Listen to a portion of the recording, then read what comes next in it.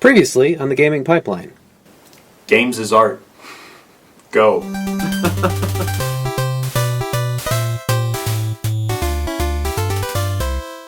Well, and one that is also very nice, and I think really is art, more than, I shouldn't say more than, I should say as much as it is video games, Braid.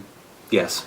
You have, once again, the beautiful artwork in the background. And it's deliberately, consciously trying to look like a painting. Yeah, and a storyline, and just this, and you get to feeling, especially if you're just if you start reading the books and stuff. Who is this person? You know, what happened with this? And you start to feel, and these emotions start welling up, and then you get the music. Yes, and the music is an intrinsic part of this experience, art. And we talked about the visual aspects, but now let's talk about the musical aspects.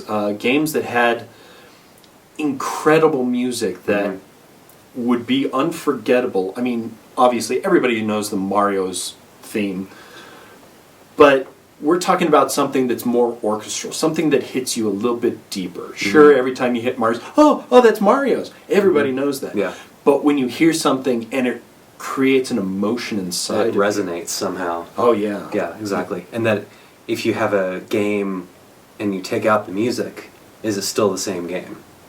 Like Mario, you could turn it off. How many NES games have you said in your videos, oh, just turn off the audio, just, listen to your iPod, don't worry about it. But Quite these games, if you turned them off, you would lose something. So we were talking about Braid and having that score. Oh yeah. Oh, you couldn't play Braid without that specific score. No. Yeah, I've never even turned off the music. It even though it goes for a long time, it kind of repeats. It's still really interesting, and you want to listen to it. And there's a couple of places in the game where it's kind of part of it. As you go backwards, the music will go backwards in certain areas. Yeah. Spoiler alert. Sort of.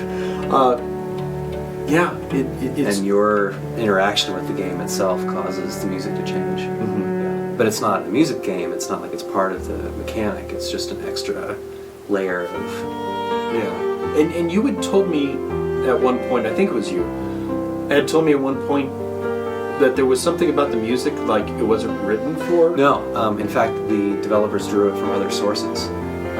If you look at the soundtrack list, I hope her name isn't pronounced this way, but I think it's Jamie Sieber composed the main theme for the game, and it was just off of one of her previous albums. In fact, everything that's in the Braid soundtrack can be found elsewhere on other records by other artists. Wow, that's amazing.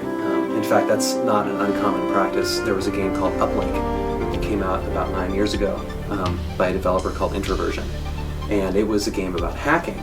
So they went to the mod scene and they got a lot of mod music, and there is, in fact, on the bonus disc for Uplink, a bunch of music that they didn't pick, that they rejected, but got to the final stages of selection. So they were deliberately, consciously trying to create like an atmosphere of hacking, an atmosphere of being a computer geek, sort of like in the late 90s, but it takes place this year, actually, in 2010, but draws you in that way. That's interesting. And I know you and our buddy, friend of the show, Skitch, big mod music listeners, and even if it's just chiptunes or something else, that's really interesting. And so then that's taking the game music that you might tell someone to mute, making it a conscious decision, not just a byproduct of the design process, and then bringing it in as a full-fledged element of the game. And I would almost say that Myst, getting back to it again, does the same thing because of the ambient music. And even in, it wasn't Exile, but Revelation, that they brought in Peter Gabriel. And he actually did the original, And that in and of itself, I mean, and you can't find that track anywhere, and it fits, and that's the thing. It not only was part of, they didn't only choose that for the thing, but it felt good to be in the game. It felt Yeah. like it belonged there. Even though, unfortunately, that particular sequence in the game Is pretty much the cheesiest part of the whole thing. I think that would probably be the worst moment in the Myst franchise. Yeah. And now, how about some more games that you really liked the music? It was really themed and really meant something to you. How about any others? Well, I think we talked about it in the last video, but again, I would say Homeworld. And the way I describe this to people, and the way we were talking about it earlier, was, imagine being a group of people behind enemy lines. You don't really have any support, and you're about to get into a big fight.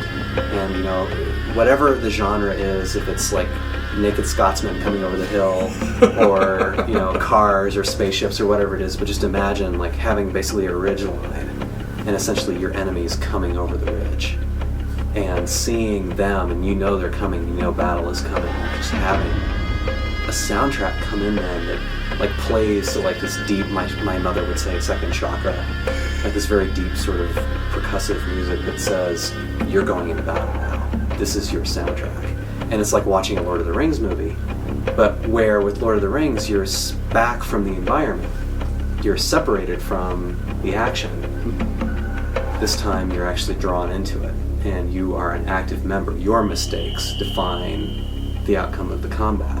And this soundtrack, rather than just being a device, is suddenly an integrated, like I said, component of the experience. I gotta play this game. This is really,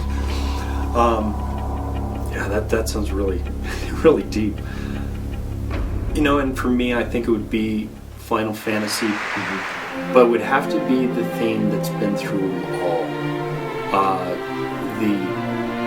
There's the beginning theme where you turn on the game and you've got the soundtrack that just goes up in chords and down in chords and up in chords and down in chords, and then you've gone on your first quest, the title screen that you didn't get in the first place, and it's a triumphant, just this massively triumphant kind of song. And I heard somebody has made orchestral versions of these, and I've listened to a couple of them, and they're absolutely marvelous. And even without the game mechanic, it still creates an emotion.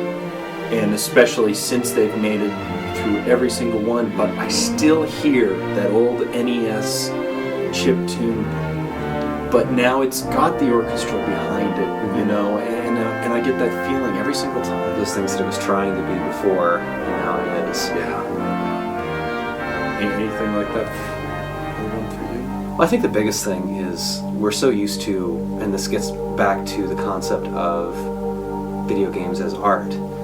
Think about film or cinema as art, and the concept that these things have a soundtrack. How often is there some sort of triumphal theme when there's a triumph on the screen? But this time for us as gamers, the triumph is our triumph. And the great deed is our great deed. And we sort of have this desire, I think unconsciously, just as being raised on cinema, that we expect something triumphant to accompany our triumphs. So if the music taps into that desire discreetly enough that it's not, heavy and just bearing down on you, but just says, here it is, like, here's your theme. And then that's forever associated with that great thing that you did. And, maybe the idea of games as art is the idea of games as our experience. That how many things have you done in games that you'll never do in real life? But it's like you have. It's like a memory that you have that you really can't differentiate. Yeah, and if you could just keep those things. Yeah, well, and you do. You do keep those things in, and that's, I think, why when you listen to the music, it does create a response every single time. Something that the Mario theme just can't do. Nope, sorry. Well, what do you think about this conversation? Start up your own conversation and figure out what you guys think in the comments below. Anyways, thanks for joining us, and we'll see you next week on the Gaming Pipeline.